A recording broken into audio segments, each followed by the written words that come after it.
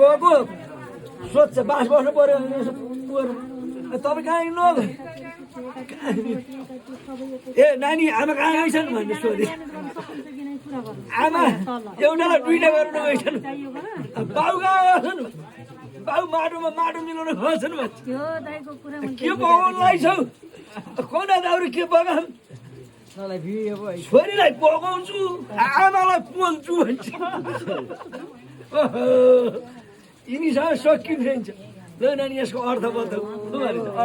सकिँदो रहेछ भन्यो अर्थ बताऊ एउटालाई दुईटा गरौँ गइछन् भने मसुरा दाल पिस्नु गइरहेछ आमा 2 कप भने एउटालाई दुईटा गर नि फेरि बाउ मलामा गरेछ गाड्नु गरेछ माटामा माटो मान्छे यसरी माटो माटामा माटो मिलाउन गएका छन् भने अर्डरको दाल पकाउनु रहेछ त्यही ठेटाले पकाउनु रहेछ माथि अर्डर छोरीले पकाउँछ आमालाई जलाउँछ